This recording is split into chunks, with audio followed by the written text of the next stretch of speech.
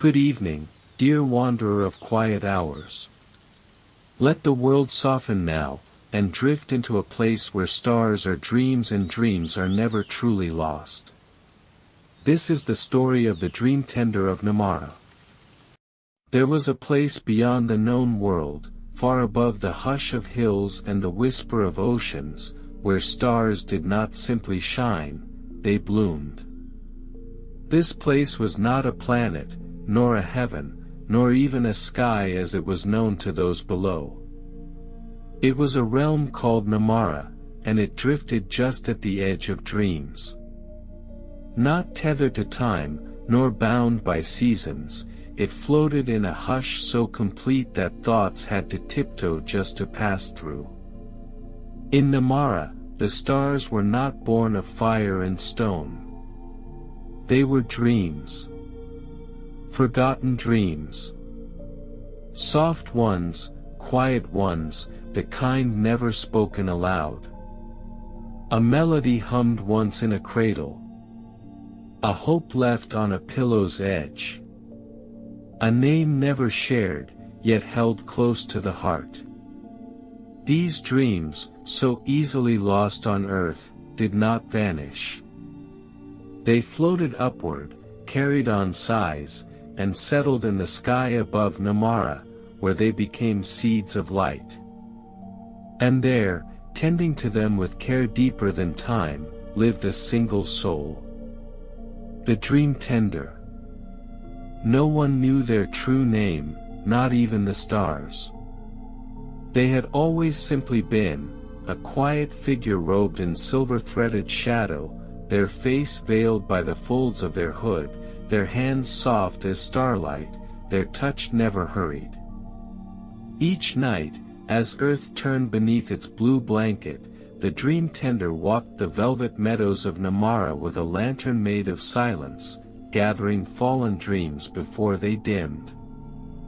They spoke little, for the stars themselves whispered more than enough.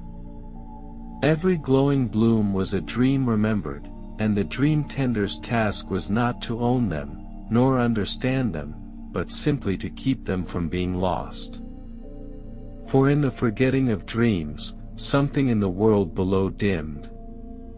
And so, the tender moved gently through their skyward garden, humming softly, fingers brushing against petals of light, collecting those that shimmered with sorrow, or pulsed with longing, or trembled with joy never spoken. On this particular night, a quiet change stirred.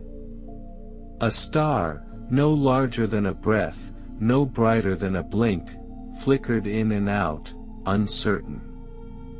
The Dream-Tender paused.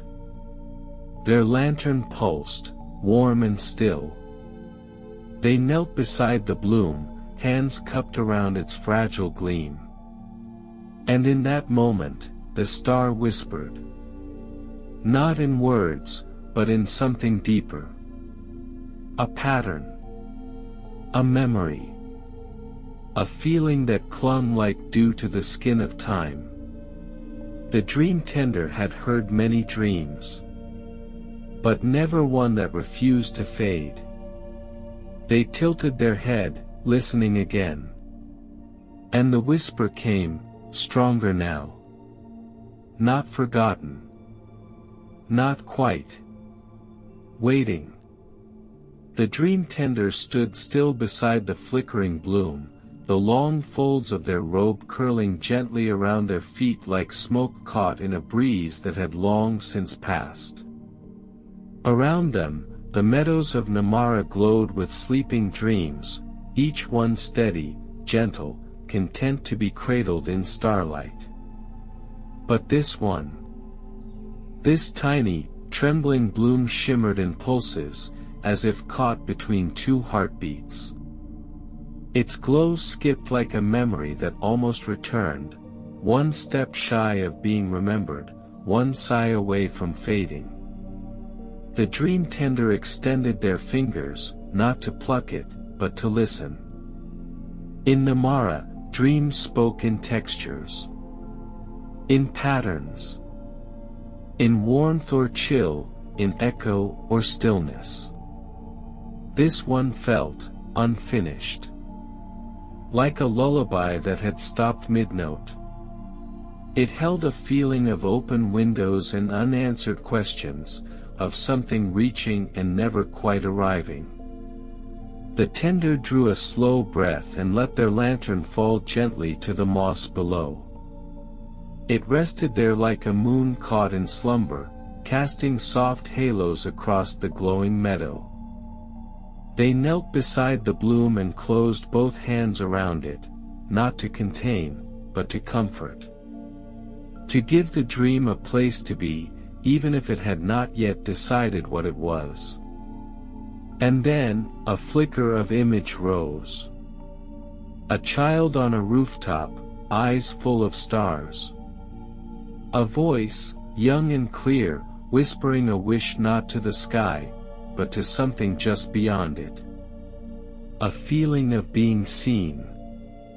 Of hoping someone, somewhere, was listening. And then the image was gone.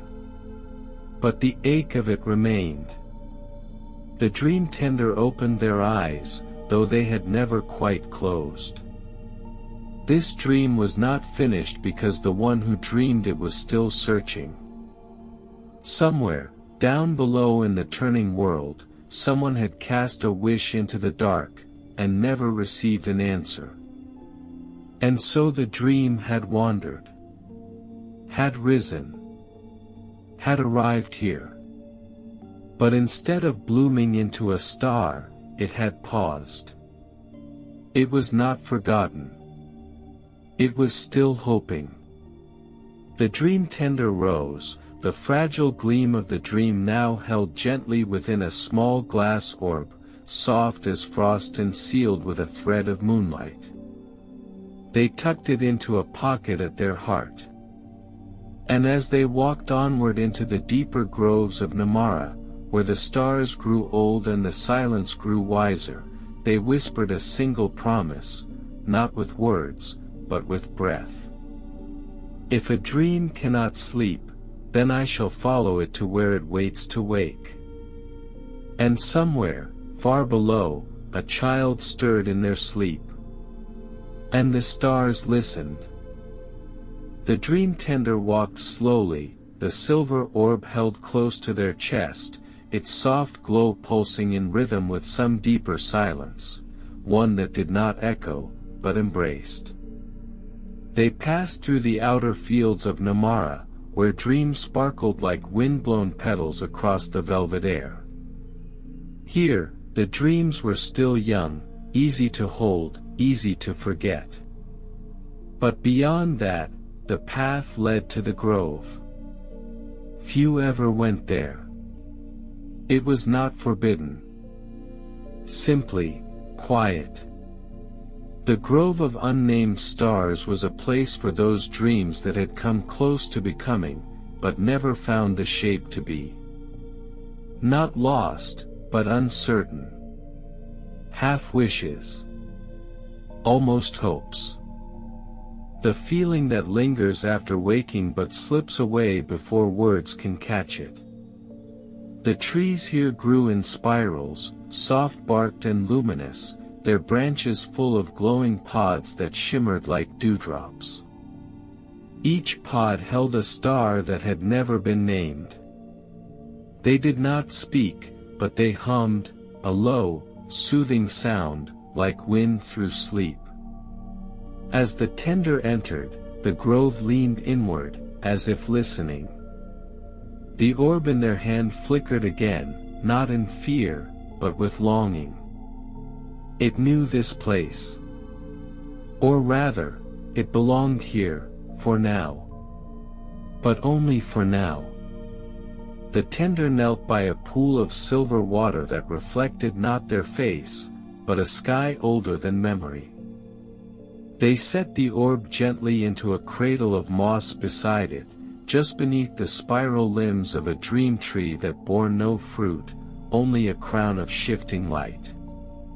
And then, they waited. For in Namarra, nothing is rushed. Especially not dreams. The air stilled. The grove sighed. And the unnamed stars above opened their soft eyes. From their hidden nests, the stars began to murmur, not in speech, but in waves. They called out to the little orb, welcoming it, folding it gently into their quiet chorus. But the orb pulsed with a different rhythm. It did not want rest. It wanted to return. And the Dream-Tender, hearing this, felt something rare, a question rise within their own quiet heart. What would happen if a dream refused to become a star? What if it wished to remain unfinished, until it could be remembered? And so, they made a choice. They reached into their satchel, where tools of gentle magic and memory lay folded like feathers, and drew out a thin strand of twilight thread. With careful fingers, they wrapped it around the orb, not to bind it, but to give it shape. A tether, not a prison. A promise that it would not fade, not yet. And when they tied the final knot, the dream whispered again. A name. Not the Dream-Tender's, but the child's. Not forgotten. Not yet known. Only, waiting. Far below Namarra, in a quiet town nestled between hills the color of honeyed dusk, a child named Isin stirred in sleep. He did not wake. But he turned, ever so slightly, and a sigh escaped his lips, the kind of sigh that carries a word not quite said, a wish not quite made. In the sky above his dreaming roof, no stars fell. None blinked. But one flickered. Just one. The same that had paused in Namarra. The same that now pulsed faintly beneath the Dream-Tender's robes, cradled in twilight thread and a promise unspoken. Isin had always dreamed strangely. Not with wild adventure or flashing color, but with a feeling of presence. As if someone stood just behind his thoughts, watching kindly, never intruding. A quiet comfort that followed him into waking hours like the scent of warm pages or old leaves. He often watched the sky. Not for answers, but because it felt like it watched back. Isin did not wake. But in his dreaming mind, he stood once more on the rooftop. The town lay below, curled and soft, with warm lamplight in the windows and chimney smoke drifting lazily into the cool night. Above him, the stars blinked gently, no longer far, but close, as if peeking between the leaves of a tree just overhead. And beside him, someone stood. He did not turn. He did not ask who it was. Because somehow, he knew. The Dream-Tender's presence was not loud. Not full of magic or mystery. Just, quiet. Familiar. Like the sound of his mother's breath as she sat reading, or the rustle of old pages beneath a curious hand. The orb floated now between them, no longer pulsing, but steady. A soft ember of light. And then, for the first time, Isin spoke within the dream, not with confusion or awe, but with gentle certainty. It never answered before. Not until now. The Dream-Tender did not reply in words. They lifted a hand. And from the orb, a memory spilled, not Isin's own, but one he had always longed for. The feeling of being seen, not because he had shouted loud enough, but because he had whispered something true. The memory showed not an image, but a sensation. Being heard. being held in the heart of the sky. And something within Isin softened, a tight knot of quiet hoping, untied not by answers, but by presence. The orb floated higher, shedding its thread of twilight like a husk. It was no longer unfinished. It was becoming. The Dream-Tender extended both hands and caught the light, which had taken on the shape of a small, flowering star. And in the hush that followed, Isin smiled. He did not know what came next. But he no longer needed to. He had not been forgotten. The sky had simply been listening. And now, it was answering. The Dream-Tender held the flowering dream in their palms, no longer an orb, no longer tethered, but a soft bloom of light, shaped like a petal and a flame and a breath all at once. It pulsed with quiet life, warm and whole. This was what became of a dream remembered. Not merely a star to light the sky, but a light that also remembered the one who dreamed it. Isin stood beside the tender on the rooftop between worlds, the line between waking and sleep as thin as a sigh. He felt no fear, no wonder that shook him, only the calm of being right where he was meant to be. The star hovered gently above the Dream-Tender's open hands. Then, slowly, it rose. Not fast, not sudden, just upward, as if it had always belonged to the sky and had simply been resting for a while. Isin's gaze followed it. As it climbed, the air shimmered. And where the dreamlight passed, the stars above stirred. Just slightly. Like petals shifting in their sleep.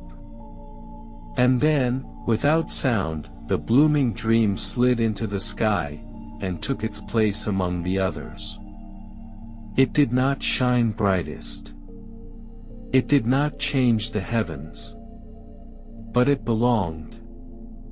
And somewhere in his chest, Isin felt something unfold, not a memory, not quite a thought. Just, peace. He turned to the Dream-Tender then, the question already soft on his lips. Will I forget this when I wake? The Dream-Tender gave no answer, not with words. Instead, they reached out, and with one finger, lightly touched the space over Isin's heart. A flicker of warmth remained. Not a mark. Not a scar. Just enough to feel, someday, when looking up, that the stars meant something. Even if he would not know why. The Dream-Tender did not stay long in the waking world. They never did. Their place was in Namarra, in the velvet meadows where the stars grew like flowers and the silence sang old lullabies. But this time, as they turned from the rooftop, something followed them. A lantern. Their own, but changed. Where once it had glowed with soft, steady silence, it now shimmered with a faint hum. Not loud. Not persistent. Just enough to feel, like the weight of a name on the tongue before it's spoken. The lantern had taken something from Isin's dream. Not a memory. Not a story. A note. A single, clear, unfinished sound that would guide other dreams like it, a beacon not for the lost, but for the ones still hoping. The tender lifted it with both hands and stepped into the sky. The veil shimmered. The world below blurred gently, like ink softening in water. And Namarra welcomed them home. The meadows stirred in recognition. The spiral trees bowed their branches.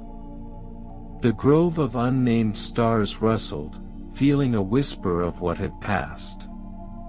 And the tender, silent as moonlight, placed the lantern once more beside the pool of silver stillness.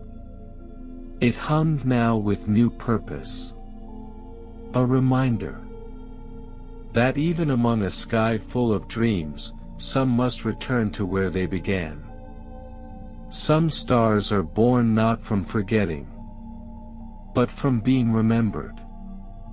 And above, high in the soft canopy of Namarra, a single star gleamed, not louder, not brighter, but clearer than before. A star born from a child's whispered thanks. Namarra did not speak in words, yet that night, the Dream-Tender felt its mood shift. The sky above the meadow turned not darker, but deeper, like velvet folding over itself. The air held more memory than silence. The dreams resting in their star blooms shimmered with a new rhythm, as though they, too, had felt the little change. And in the far west of the tender's domain, something stirred. It was a place few entered often, the echo garden, where dreams returned not to become stars, but to whisper what they had learned. It was a resting ground for echoes, dreams remembered, lived, and released. Not quite endings. More like exhalations. The Dream-Tender passed beneath the spiraling trees, through meadows humming with moon-petaled blooms, and came at last to the edge of the garden. Here, the ground was softer. Covered not in moss, but in layers of woven memory, like wind pressed into silk. The trees here bore no light. Instead, their branches hung heavy with ribbons of quiet sound, each one a faint murmur of a dream once carried and gently let go. The tender stepped carefully. And at once, the echoes stirred. Not with urgency. Not with need. With welcome. They swirled in the air like falling blossoms, each whispering not names, but meanings. Not what was dreamed, but what had been understood. Some were full of warmth, others carried sorrow made gentle by time. One brushed against the Dream-Tender's sleeve. And from it, a voice, not loud, but clear, rose softly. I wasn't alone after all. Another curled around their hand. The silence was never empty. It was listening. Each echo was a gift returned, something the tender had once cradled, once guided, now come full circle. And then, one final voice, smaller than the rest, barely more than a breath, settled upon the air. I was heard. The Dream-Tender bowed. Not to the echoes, but to the act of dreaming itself. For dreams, even unfinished, had their own wisdom. And now, one of them had become a guide. In the very heart of Namarra, there was a small hill that held no name. The Dream-Tender climbed it only once for each star that had returned. Not just risen, not just bloomed, but come back, bearing the shape of something shared, something seen. Tonight, the hill awaited. The stars above spun gently, without haste. Atop the hill, the tender removed the lantern from their satchel, now glowing faintly with a silver warmth, and placed it atop a ring of polished stones. The lantern did not flicker. It listened. The ground beneath it shimmered. And from the soil, a flower began to grow. Not swiftly. Not dramatically. Just slowly, sweetly, as though the hill itself had been holding its breath and now could finally release it. A single bloom, small and soft, its petals shaped like folded notes, its stem thin as a thread of memory. The first bloom of its kind. Not a star. Not a dream. But something between. The tender knelt beside it, touched a finger to its center, and closed their eyes. Within the bloom lived the whisper of a child, the silence of a sky that watched, the feeling of a voice answered by presence, not words. It was no longer just Isen's dream. It had become a gift, to the sky, to the world, to others who would look upward with quiet questions and find, somewhere between the stars, a warmth they could not name. The Dream-Tender remained there, still as dusk. And above them, the sky held its hush. Not heavy. Not empty. But full. Full of what dreams become when they are not forgotten. Namarra had always been a place of listening, its skies deep with silence, its stars made of memory and longing. But now, a small shift had taken root. Not in the stars above, nor the meadows below, but within the lantern the Dream-Tender carried. It had always held a stillness, glowed softly, cradled forgotten dreams like petals in amber light. But now, it pulsed. Not constantly. Not brightly. Just enough to remind that somewhere in the world below, a child had whispered into the dark. And the dark had whispered back. The Dream-Tender lifted the lantern from the polished stones and held it before them. Within, the flicker of light now curved gently around a shape, the bloom from the nameless hill, now folded in sleep, glowing with the faintest color of a memory that had never truly faded. The lantern had changed. It was no longer simply for gathering dreams. Now, it carried a guide. A dream that had remembered itself. A light born not from forgetting, but from gratitude. The tender felt a quiet shift in the meadows of Namarra, as if the stars themselves were adjusting their rhythm. One beat slower. One breath deeper. Other dreams were listening. One by one, small star seeds in the distance trembled, not with fear, not with sorrow, but with a new kind of awareness. Some of them would not wait to be forgotten. Some would rise, like Isen's had, and remember before they were lost. The Dream-Tender bowed their head. And from within the lantern, the bloom opened slightly. Just one petal. Just enough to glow. And so it was that the sky began to change, not in color, not in brightness, but in tone. Those who gazed up from the world below could not name it. They only felt it. That the stars seemed a little closer now. Not physically. Not visibly. But as if they watched with knowing. As if they listened back. Isen did not remember everything. He woke the morning after with sleep still curled in his lashes and the warmth of something soft against his ribs, as though he had dreamt of holding light. But the images slipped away, gentle and slow, like petals drifting down a quiet stream. And yet, when he looked out the window, just before the sun rose, he whispered again, "Thank you." And though no answer came, not in sound, not in sign, he felt it, all the same. A stillness that listened. A hush that held.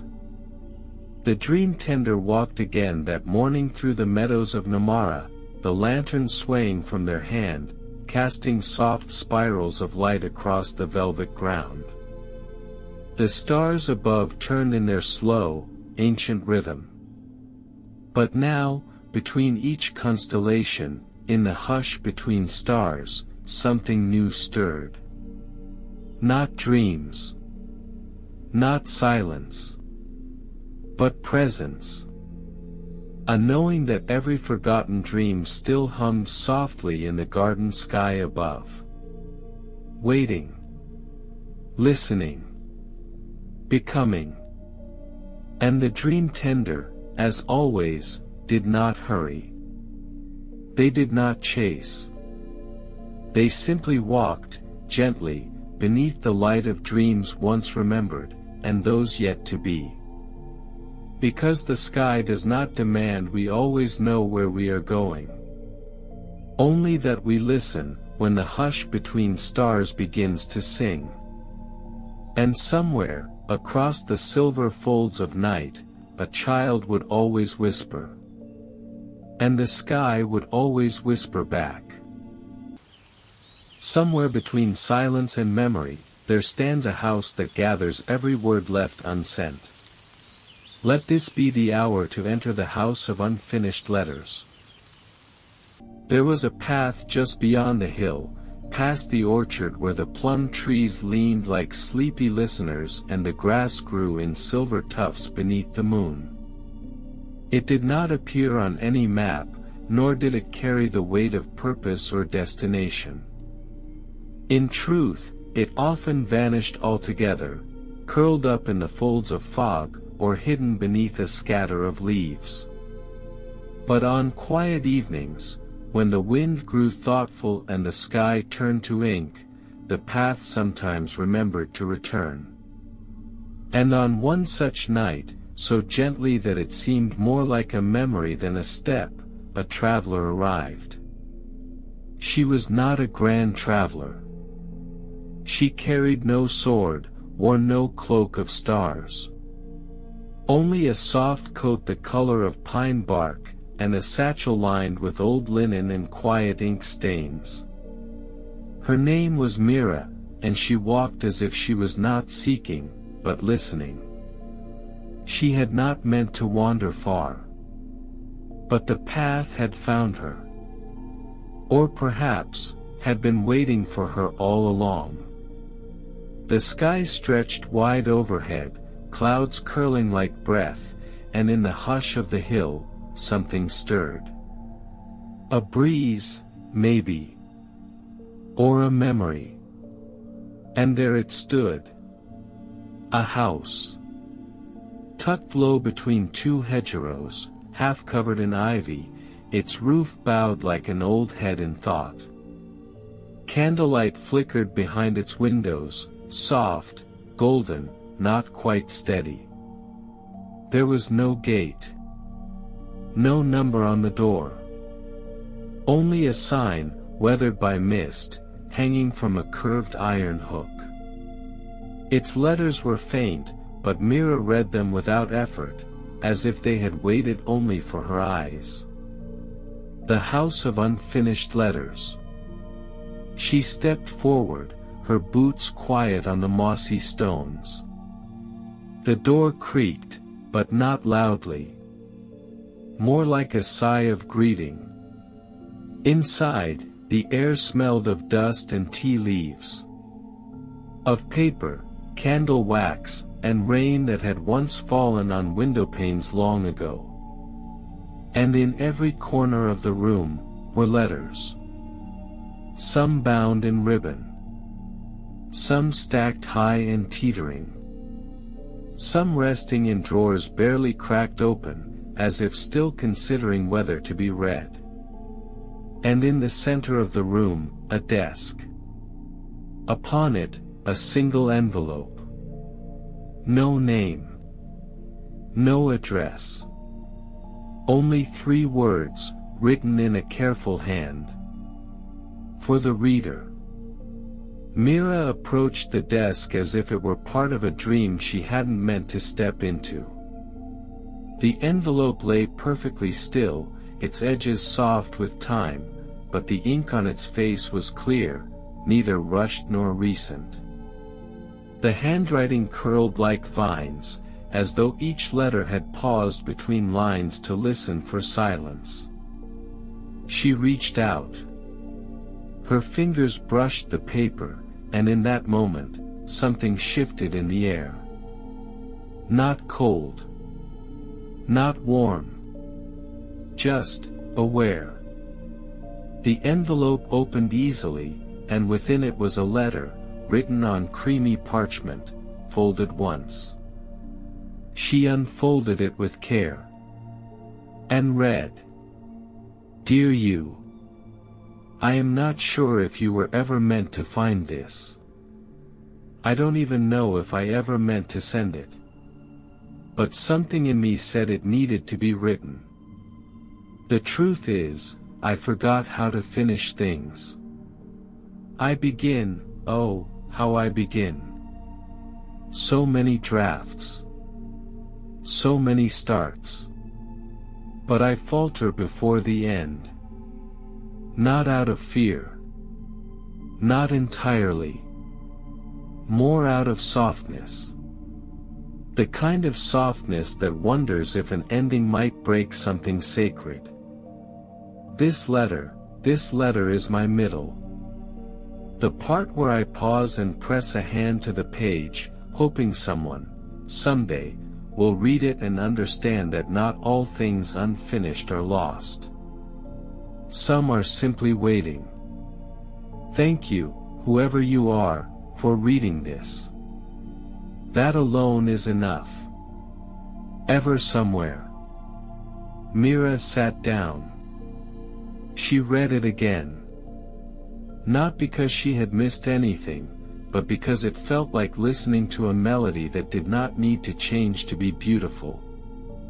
She looked around. The letters were everywhere now, spilling from drawers, resting in teacups, hidden between the spines of old books.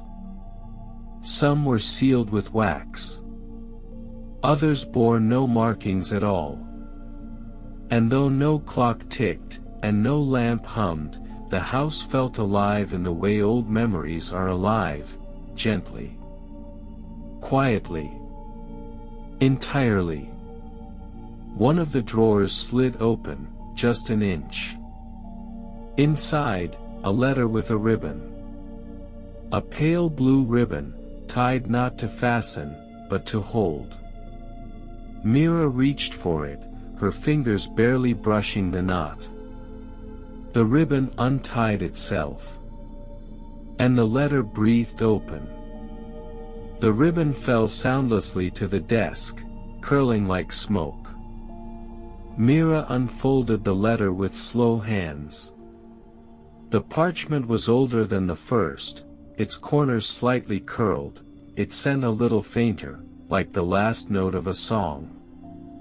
The ink had faded to a soft gray, but still, the words glowed with presence. Dearest Elin. I write this because I never told you, not really. Not in the way I meant to. It's not that I didn't try. But every time I began, I worried it might come out wrong, or worse, too late. You used to say the world was made of letters we never send. I laughed. But I think you were right. I think I've spent more time composing silences than sentences. So I leave this here, in the place where silence is allowed to speak. If you ever come across it, and maybe you won't, know that I remembered. I remembered the way your hair smelled like elderflower in the rain.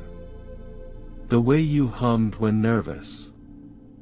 The way you paused before turning pages, like you were saying goodbye to each one. I remembered. And I loved you for it. I never stopped. Yours, always almost. Mira didn't move. Not because she was frozen. But because the words had filled the room with something more than air, an echo, perhaps. Not of sound, but of feeling. A kind of emotional gravity, so soft it pulled without pressure. She set the letter down as one might lay a petal on water. The room seemed to shift. Not outwardly. The walls didn't move. The lamps didn't flicker. But a drawer near the corner clicked open. Just slightly. Another letter waited within. And though Mira hadn't been looking for anything when she arrived, hadn't even known the house existed, she felt now that something in her was answering a call. Not loudly, but completely. She crossed the room and opened the next drawer. Inside was a letter with no envelope. Just a folded sheet, lined in gold along the edges. No name. No salutation. Only a single sentence, centered in the middle of the page. "What do you wish you'd said?" Mira stared at it for a long time. Then, slowly, she sat again. And picked up a pen. The pen felt light in her hand, but not empty. Its tip was sharp, not with urgency, but with clarity. As if it had waited a long time to be used again, not to draft, or correct, or prove, but simply to reply. A new sheet of paper rested just beside the letter. Smooth. Untouched. Mira placed the nib to the page, but hesitated. Not from doubt, but reverence. She had not written a letter in years. Not truly. Not one without purpose, or destination, or duty. But this. This was something different. The house was still. The air smelled faintly of time and old windows. The soft ticking of her heart filled the space between words. And then, she wrote. To the one who asked. What do I wish I'd said? That I forgive you. Not because I must. But because I have to let the weight fall. Because carrying it doesn't make me stronger, it only makes me quiet. I wish I'd said that I was hurt, but I still wanted to understand. That even if the words came out broken, the silence that followed hurt more. I wish I'd asked you to stay. Even if only for one more page. Even if the ending never came. Mira. The ink shimmered faintly as it dried, like moonlight settling into still water. When she looked up, the room had changed again. Not visibly, but deeply. A nearby shelf had unfolded, its center revealing a new compartment, a small wooden drawer lined with velvet. She walked to it slowly, as one approaches a memory long unopened.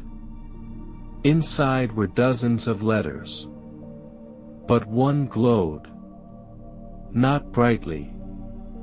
Just enough to say, this one is yours. Mira reached for it.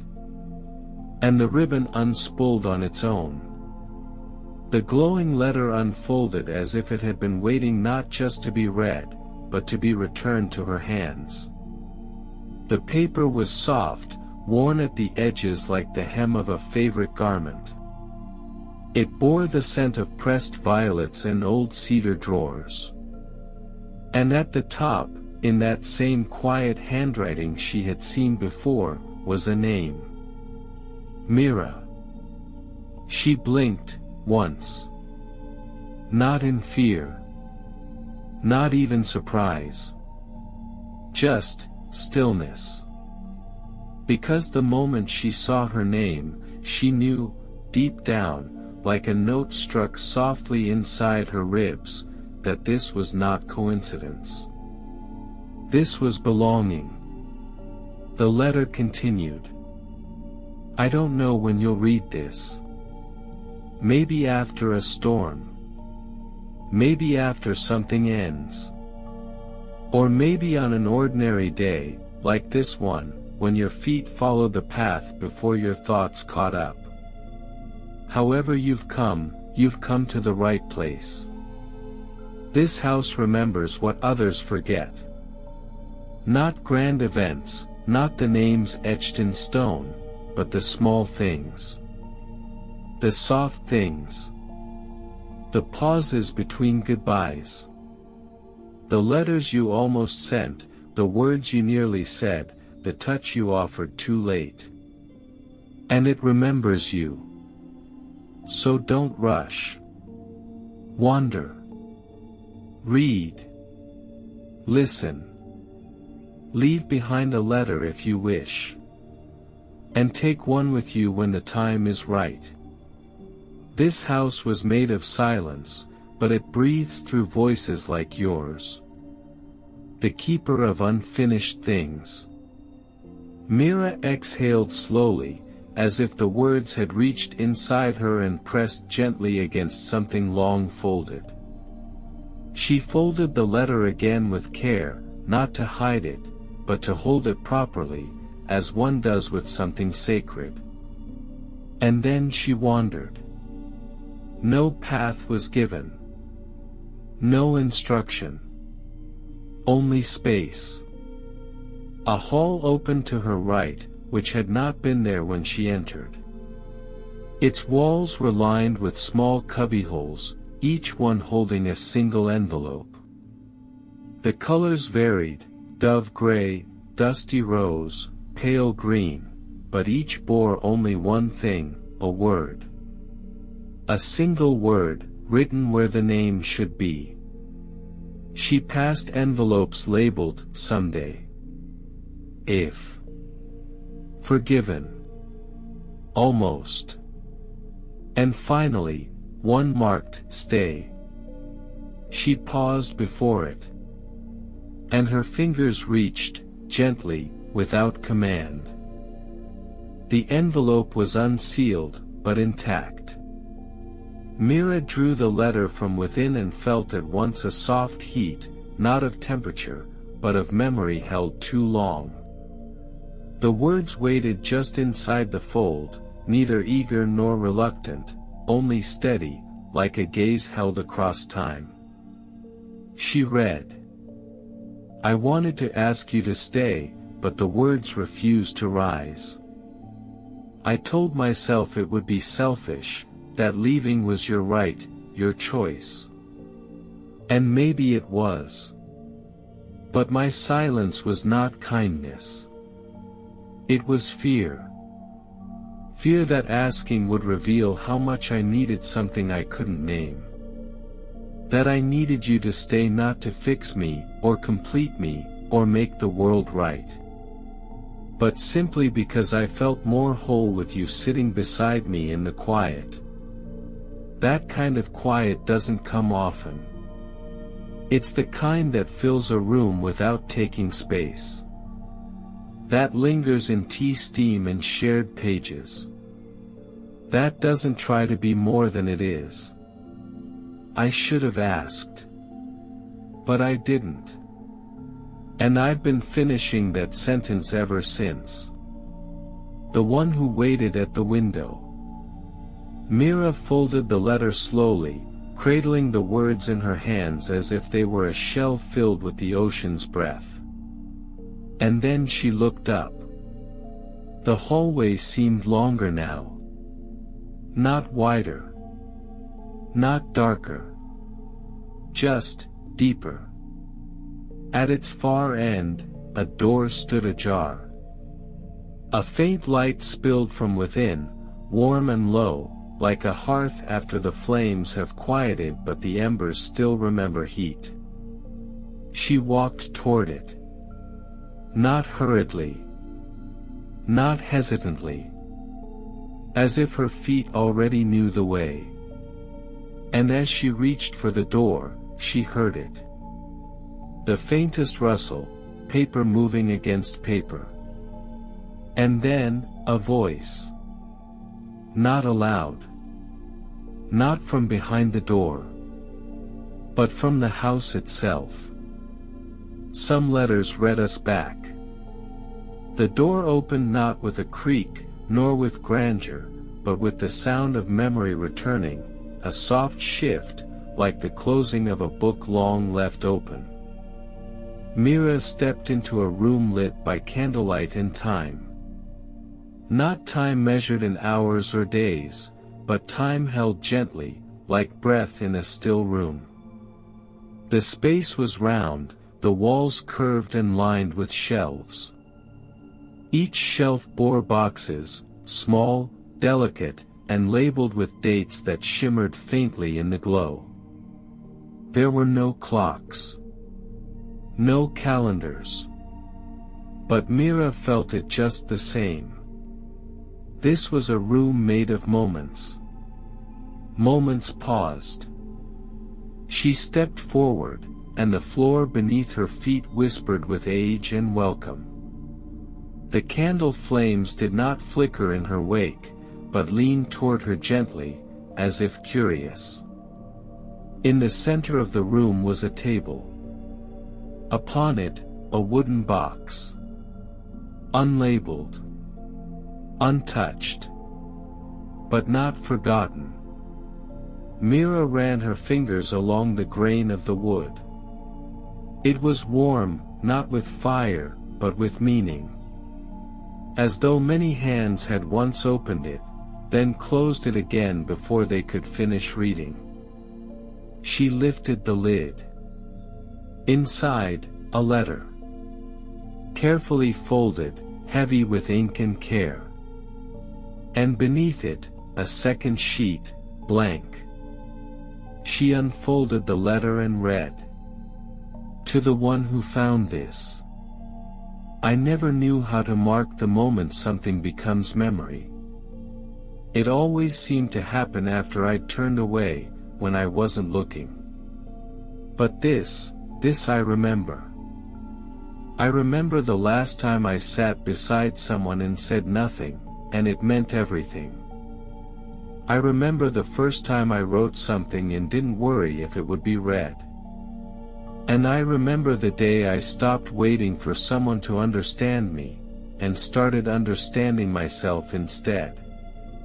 If you are reading this, then maybe you are at one of those moments, too. If so, write something now. Not for answers. Not for closure. Just so the moment does not pass unnamed. Someone who stayed. Mira stared at the blank page beside it. Not wide and white like an empty canvas. But soft and open, like a hand held out in quiet invitation. She took up the pen that rested beside the box. And wrote.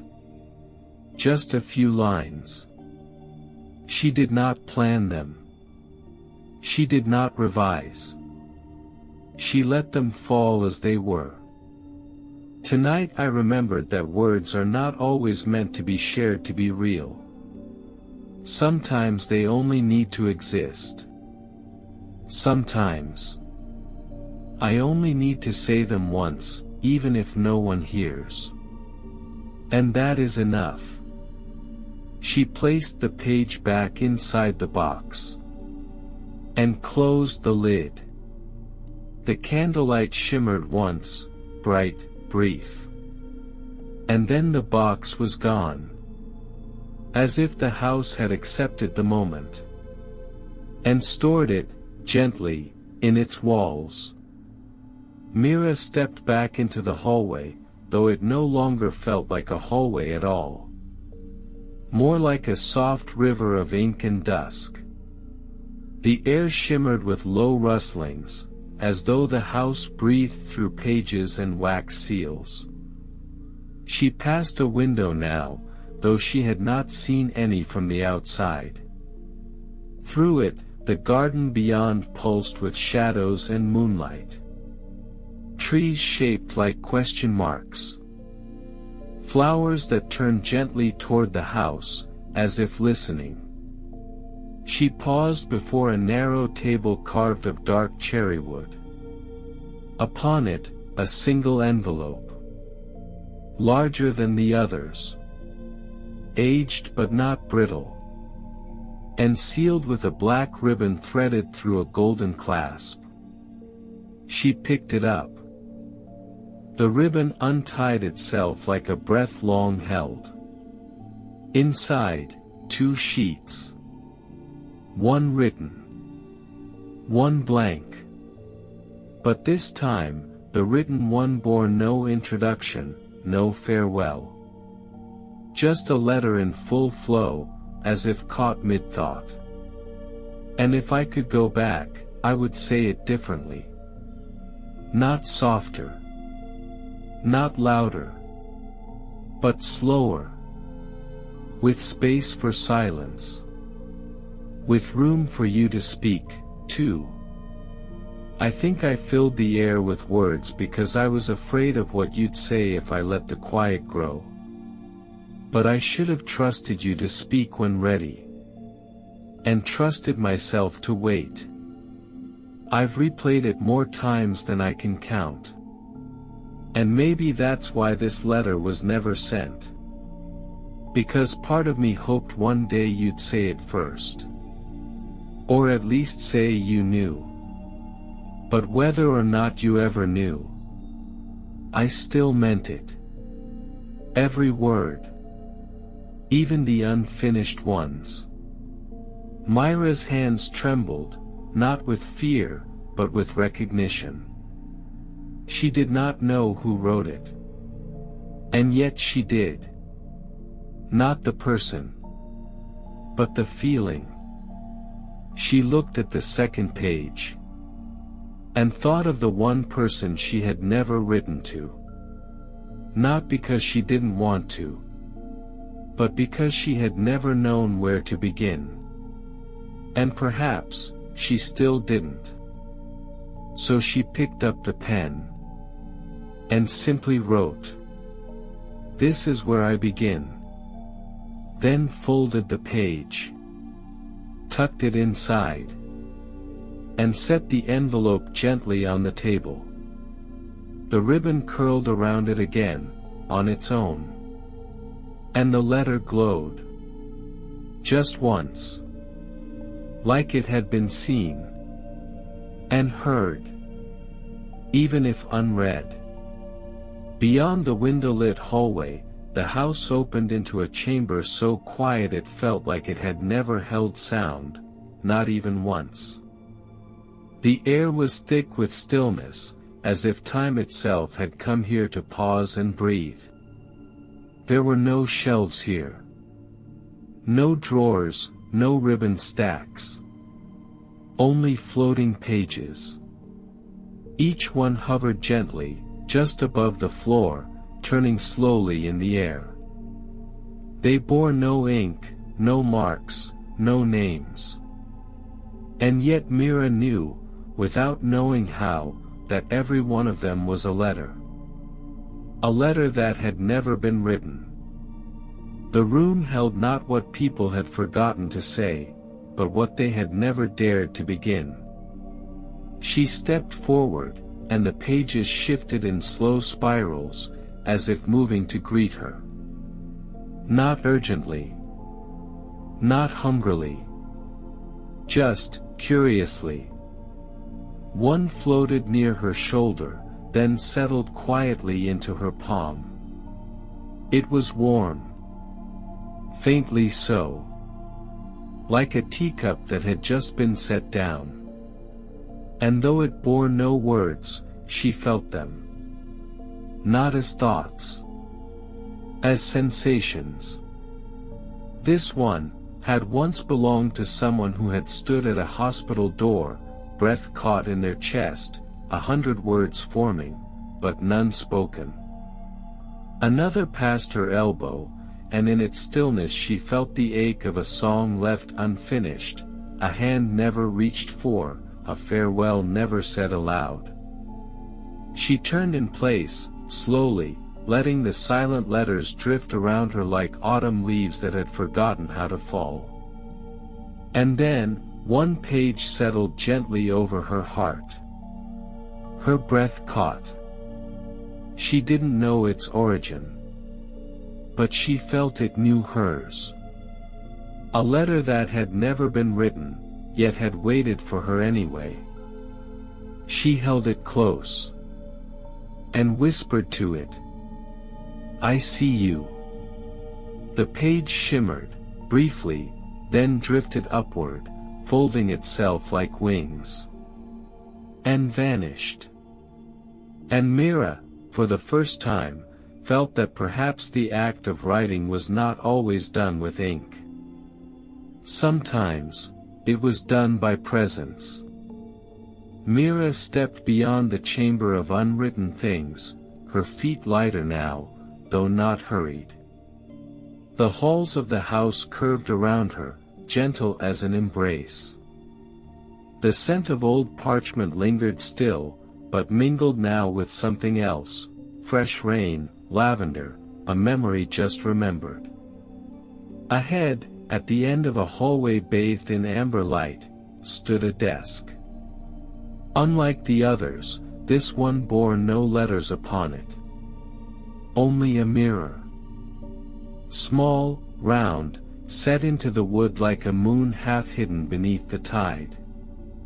Mira approached and gazed within it. But the mirror did not show her face. It showed a letter. Unfolding. Word by word, line by line, in handwriting that was unmistakably hers. "Dear one I haven't written to. I don't know what stopped me. Perhaps time.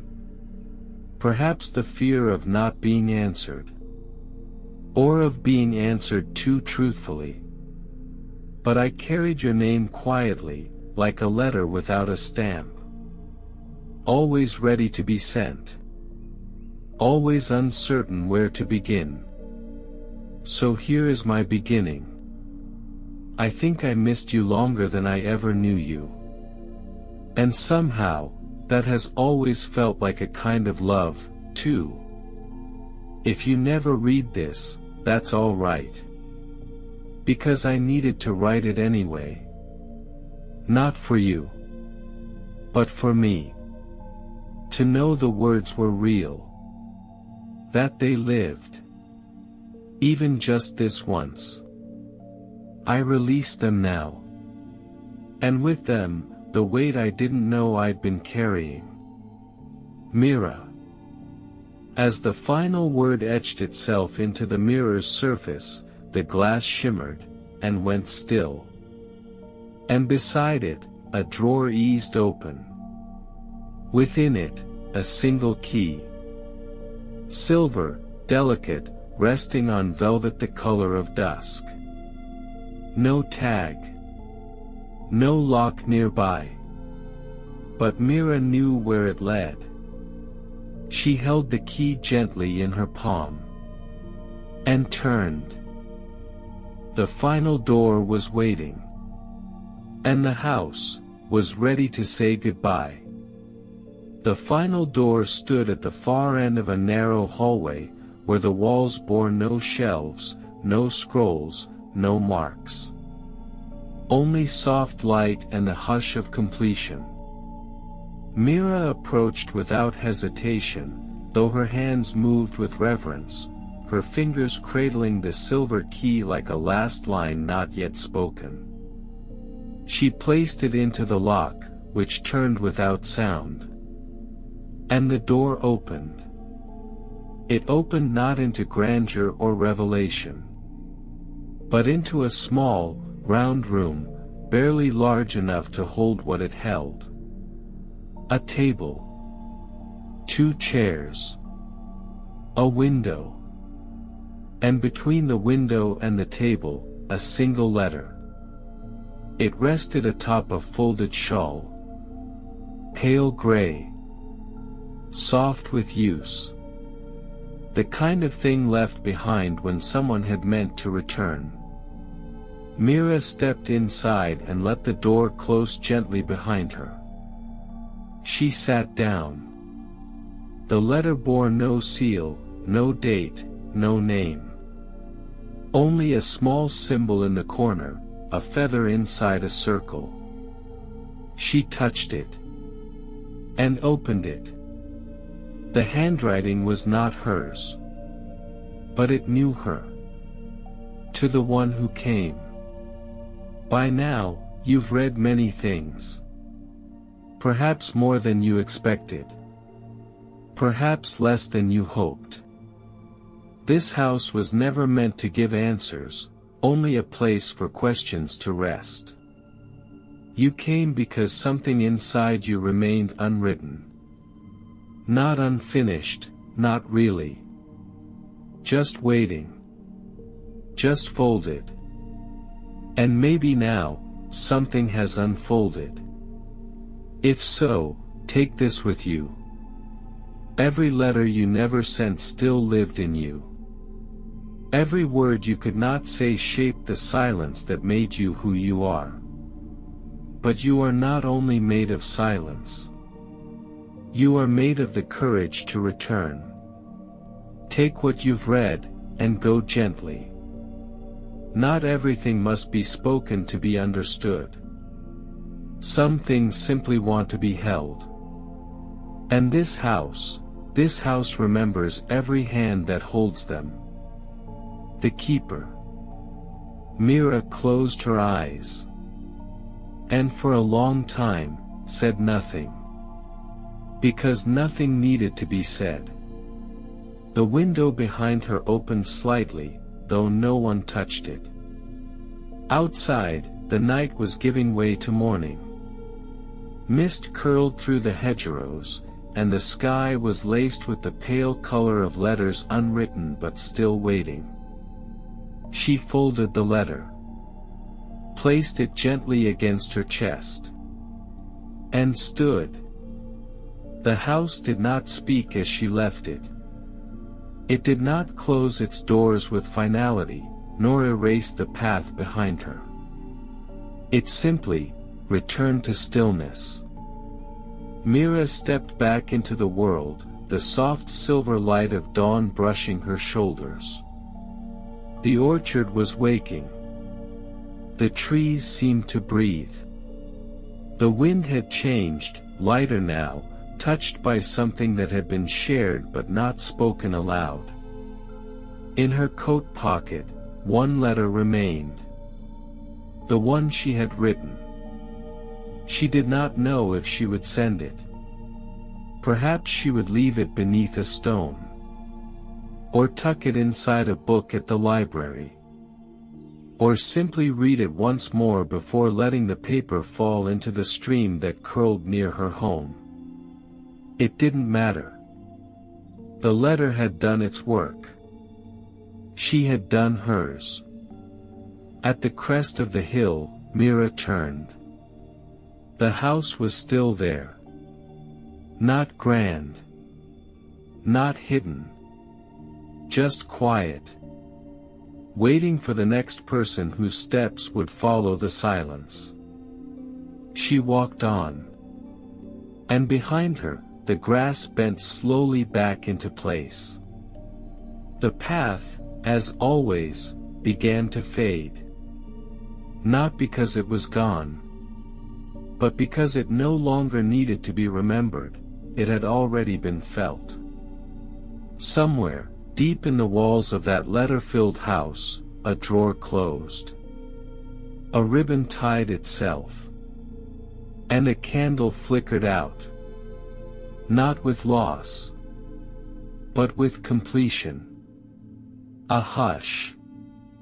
A final sentence written in stillness. And a door left open, just a little, for the next heart that longed to read itself home. In a town where time hums instead of ticks, and silence holds the deepest truths, a quiet watch begins to speak. This is the watchmaker's silence. There once was a town where time did not tick, it sang. Its streets curved like notes along a staff. The lamps flickered in rhythm with the passing hours. Every clock chimed in harmony, and the days flowed with the grace of a melody long remembered. It was said the town of Clairlun had been built upon a song, an old, gentle tune heard once by a child who never forgot it. That child grew into a clockmaker. And that clockmaker built the first tower. And that tower rang not just with bells, but with feeling. In Clairlun, people did not measure time in minutes or hours. They measured it in moments. There was the bread rise moment. The window light moment. The cat on rooftop moment. The moments were small, quiet, and deeply felt, like the hush before a violin begins to play. At the center of the town stood a small, spiral-roofed shop with no sign. Its windows were always slightly fogged. Its door always slightly ajar.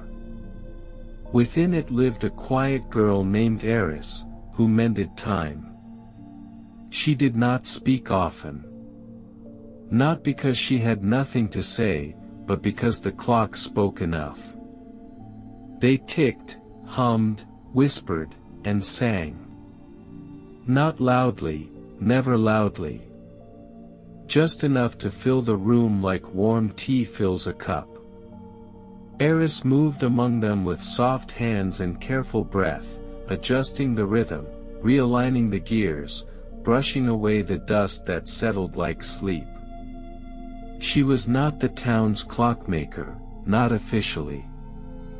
She was its keeper of quiet. And she liked it that way. But on the evening the story truly began, something changed. A man in a coat the color of dried ink stepped through the door.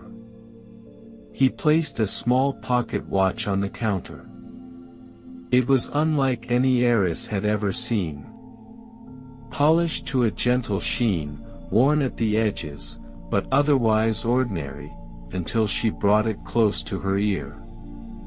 It did not tick. Not once. No heartbeat. No hum. Only silence. And yet, it still told time. Correctly. Perfectly. As if it knew. And in that moment, Eris felt a strange pause in her own chest, like the silence had reached out and touched her. She looked up to ask the man a question. But he was gone. The door hadn't opened. The bell hadn't rung. Only the watch remained. Still. And very much awake. That night, Eris did not sleep. The silent watch rested on her workbench, its soft metal catching candlelight like a memory. She sat beside it, chin tucked into her palm, listening for something that wasn't there.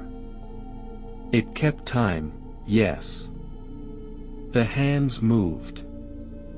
The face turned. But there was no sound. It should have ticked.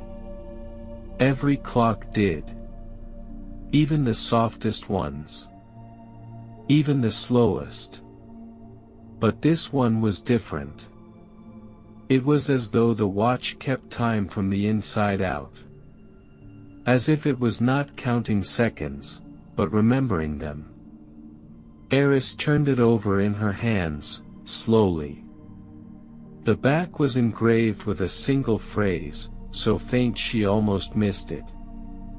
The truest hours make no sound. She whispered the words aloud, and the room seemed to shift, not in shape, not in light, but in texture. As if the air had deepened. She reached for her tools.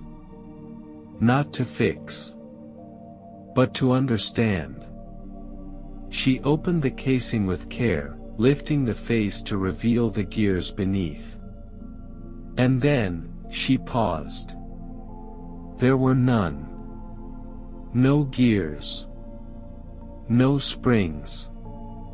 Just a hollow chamber, and within it, stillness.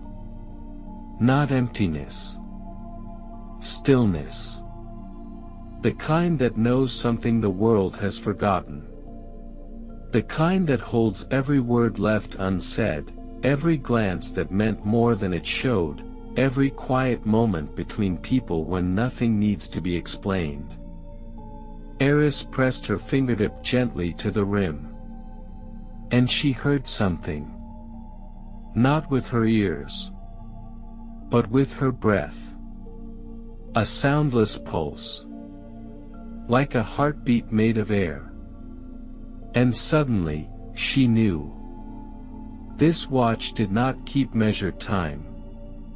It kept meaningful time. Moments not marked by clocks. But by choice.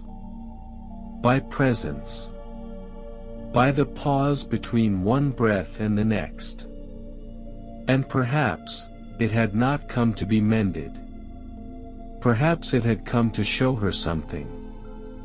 Outside, the town of Clairlun turned softly through its twilight, lamplight flickering in gentle rhythm, bells ringing like lullabies through the distant hills. But inside the workshop, silence curled around Eris like a shawl. And she sat, perfectly still. Listening. To the time that lived between seconds. Eris rose early the next morning, though the sun had not yet found the town. Clairlun in its early hours was a low hum, chimneys stirring, pigeons murmuring on the rooftops, the clock tower in the square preparing its first bell. But that morning, the first bell did not chime. It was not broken. Eris would have known. She kept its gears tuned as carefully as her own breath. Yet it stood still, silent in the morning air. She stepped into the square, wrapped in her patchwork shawl, the silent watch tucked safely into her coat. The townsfolk gathered slowly, rubbing their eyes, checking pocket watches, leaning from upper windows with knit brows. "It's late," someone murmured. "No," said another. "We're early." But Eris knew better. Time had not stopped. Time had paused. Or perhaps, had leaned back and said, "Wait. Let's not rush." She looked up at the tower. Its great bell hung motionless, the bronze surface glinting gold in the soft pre-dawn light. And then she saw it, etched faintly into the edge of the bell's rim. A mark that had never been there before. A circle, split by a line. The same mark that lived on the back of the silent watch. The truest hours make no sound. Eris turned from the tower and walked home slowly, the stillness clinging to her heels like a shadow. She passed the baker, who for the first time in memory stood still, his hands dusted in flour, watching the sky. She passed the librarian, standing beside the fountain, holding a book closed instead of open. The town had not broken. It had only paused. And in that pause, something shimmered. A hush too perfect to name. Back in her shop, she lit a single candle. And as the flame caught, the watch stirred. Not with motion, but with presence. And Eris whispered, "What are you?" And somewhere, between her words and her breath, it answered. The next time the door opened, it did so without a chime. No bell. No draft. Just the subtle sense that someone had arrived, and had always been there. The man stood exactly as before. Coat of dried ink. Shoes with no creak. Hands clasped loosely, like he was waiting for a question that had yet to be formed. Eris did not speak. She held out the watch. He did not take it. Only looked at her, with eyes that seemed not aged, but ancient in their stillness. "You felt it now," he said. His voice was not loud. Not even quiet. It was measured, as though each word had been placed precisely, like pebbles along a pond's edge. Eris nodded. She didn't ask how. Or why. Or who he was. Only, what does it keep? The man looked at the watch, then at her, and spoke without urgency. It keeps the moments that would otherwise be lost. The ones beneath conversation. The ones that pass before the bell rings. The breath someone holds when they're about to say what they never will. It keeps the time between time. Eris looked down at the small, still watch in her hand. Its face had not changed. But she felt different now when she held it, like she had been entrusted with something not to own, but to witness. The man stepped toward the door. "It came to you because you listen," he said. "And because the town is ready." "Ready for what?" she asked, softly. He opened the door. And paused. For the kind of silence that doesn't mean something is missing. But that something is finally understood. Then he was gone. And the bell in the tower rang. Just once. Low. Long. But somehow softer than ever before. A note that felt like it had always been waiting to be heard. The days that followed the bell's single tone did not return to normal. But neither did they fall apart. Something had shifted in Clairlin. The clock still turned. The bells still rang. But not always on time. Sometimes they hesitated, by seconds, by breaths, by whole heartbeats. And strangely, no one minded. At first, the townsfolk were puzzled. Then curious. Then thoughtful. The baker, whose loaves always came out at precisely 8 o'clock, began to take his time kneading the dough. He listened to the silence of the rising, the way the air inside the bread seemed to stretch like dawn.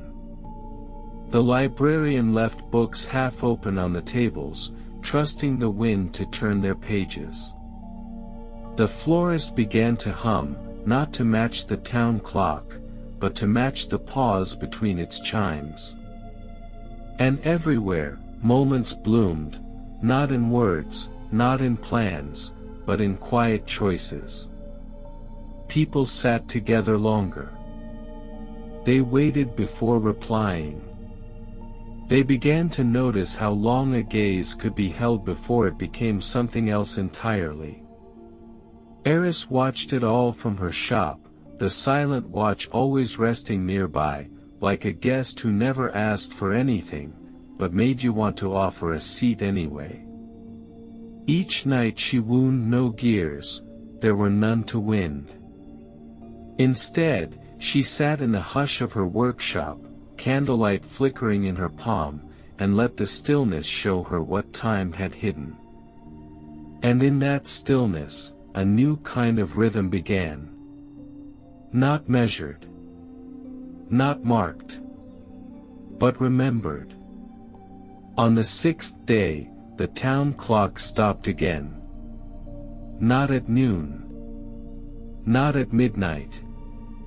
But at a time no one could quite name, when the shadows bent at unfamiliar angles and the sky seemed neither bright nor dim.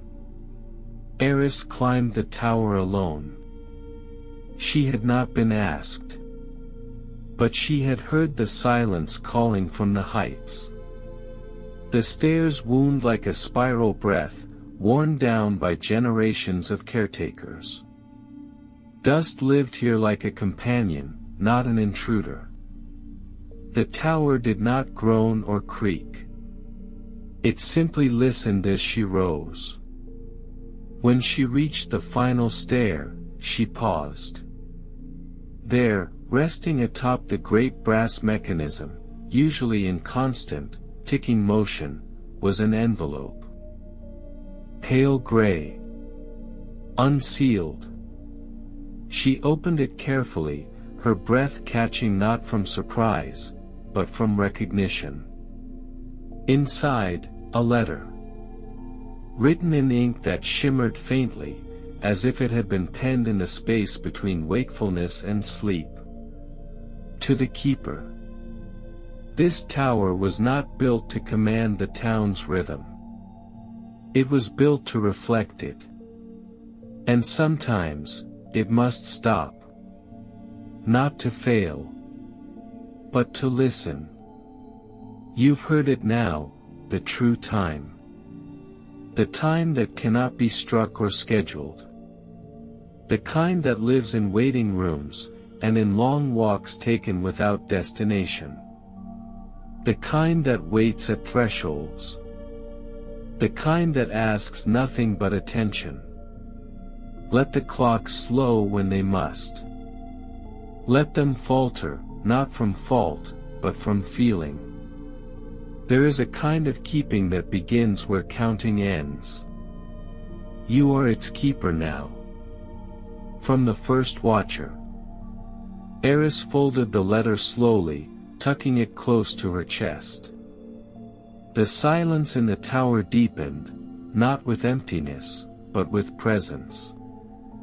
She looked at the great bell above her, its shape silvered by the soft light of the window. It did not move. But she did not ask it to. She sat on the stone bench beneath the mechanism. And waited. Not for a sound. But for the stillness to say something else. The next morning, the bells in Clairlun rang late. Not because they were broken. But because they were waiting. At first, people noticed. Some glanced up at their pocket watches. Some looked at the tower. But no one seemed alarmed. There was no rush to correct the delay. Instead, something new bloomed in the pause. Children lingered longer in doorways before stepping out. A boy stood beside his father in the bakery and simply held his hand. Two old friends, usually punctual to their morning chess match, sat in silence before beginning, watching the steam curl up from their tea. Time, it seemed, was not missing. It was present. And the people were beginning to understand that there were hours not found on faces of clocks, but tucked in corners of stillness, behind sighs, beneath glances, beneath thoughts left unspoken. Eris walked through the market, the silent watch tucked in her pocket. It pulsed, not with sound or motion, but with a kind of awareness. It did not direct her. It simply responded. When she paused, it grew warm. When she hurried, it cooled. It had become a companion of quiet choice. At the edge of the square, she passed a woman with a cart of clocks for sale. The woman gave her a strange look, then lifted one from the table, a clock that had not worked in weeks. It was ticking now. But not at the correct time. At a true time. Eris smiled. The woman smiled back. Nothing was said. Nothing needed to be. Some things are heard only in silence.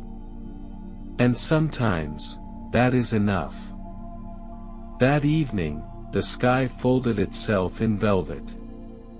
No stars pierced it. No moon hung. Only a soft, velvety dark. And when midnight came, no bells rang. None. Not from the tower. Not from the mantel clocks. Not from the pendulums or the chimes. The town held its breath. And in that breath, the truest silence arrived. Not awkward. Not anxious. Just open. As though the town itself was listening for something it could not yet name. Eris sat in her workshop, candles low, the silent watch resting in a shallow bowl of velvet. She did not work. She did not wait. She only listened. To the stillness. To the clock that no longer needed fixing. To the part of herself that had always known how to listen, but had forgotten how to trust what she heard. And then, gently, she picked up her old notebook. And wrote. Midnight came, and nothing rang. But somehow, it was the loudest hour I've ever known. I think I heard everything. The stars breathing. The bricks remembering. My own thoughts finishing themselves without my help. Maybe time doesn't pass.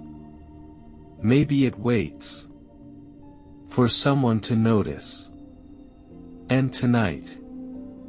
I did. Outside, the world did not move. And in that stillness, something within her did. On the 9th day, the tower bell rang again. But not on the hour. Not at any time the clocks could name. It rang during a pause in the market square, just after a merchant had stopped to help a child pick up a fallen apple. No one was speaking. No coin exchanged hands. Just a moment of stillness, a shared kindness. And then, softly, clearly. One note. It rolled through the square like a thought just remembered. People paused. No one reached for a pocket watch. No one asked what time it was. Because they knew. Not in numbers. But in feeling. The bell had rung because it wanted to. Because the moment had called for it. Eris stood in the shadow of the tower, watching. And for the first time, she didn't worry whether the gears were aligned, or whether the hammer struck clean. The bell had spoken in its own time. Just once. And that once was enough. That evening, back in her shop, Eris set the silent watch upon the windowsill. It pulsed faintly, content. She no longer tried to open it. There was nothing inside to discover. Only everything between. At the far end of her workshop, behind a small curtain, sat a shelf that Eris rarely touched. It held old journals, repair notes, and a few timepieces she hadn't yet found the words for. That night, she pulled one down. A leather-bound book with no title. The pages inside were blank. Not forgotten. Not unwritten. Just waiting. She picked up a pen. And began, not with a date, but with a pause. She let her breath settle between each line. She did not hurry. She did not try to make it profound. She simply wrote the moments that had no hour. When the light shifted and no one moved. When the bread finished rising and the kitchen smelled like memory. When someone looked at someone else and smiled, not for a reason, but because it felt right. When a clock struck not the time, but the truth. Each page held not stories, but hushes. Not events, but feelings. And in writing them, Eris felt something shift inside her. She had always kept the clocks ticking, thinking that was her task, to maintain time. But now she understood. Her gift was not in keeping time. It was in noticing it. Honoring the spaces where it softened. The folds where it paused. The silences that marked something more than motion. She closed the book. And left the final page blank. Not for her. But for someone else. Someday. Someone who would listen. And know what to do with it. There was a clock in Clairlune that had never worked. It sat on the wall of the music hall, ornate, beautiful, and silent.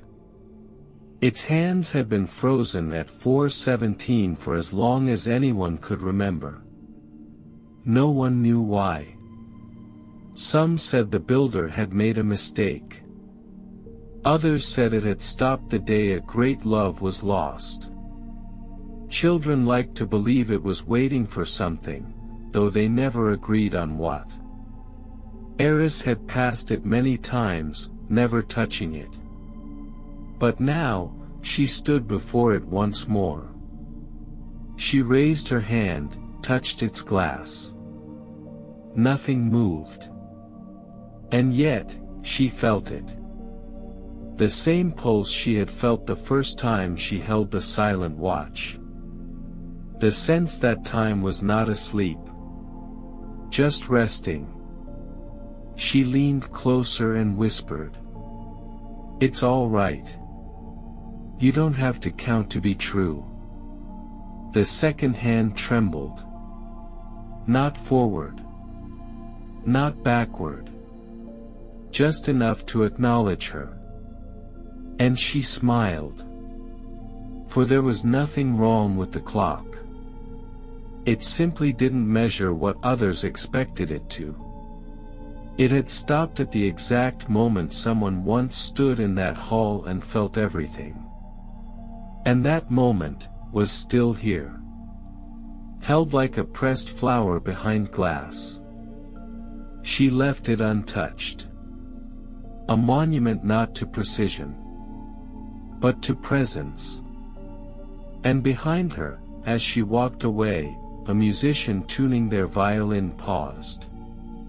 And began to play a single note. Clear. Lingering. Like time itself had taken a breath. On the 12th evening, the silent watch disappeared. Not taken. Not lost. Just, gone. Eris found its velvet bowl empty, though undisturbed. No mark, no message, no sign of removal. Only a feather, small, pale, and weightless, resting where the watch had been. She held the feather in her hand. And smiled. The watch had never belonged to her. It had come to visit. To teach. To remind. And now it had returned, perhaps to someone else. Someone whose clocks ticked too loudly. Someone who had forgotten how to pause. Someone waiting to feel the truth between minutes. Outside, Clairlune moved in its slow, humming way. The bells rang now and then, not always on time, but always on purpose. People still worked. Still read. Still laughed. But in between those things, they rested.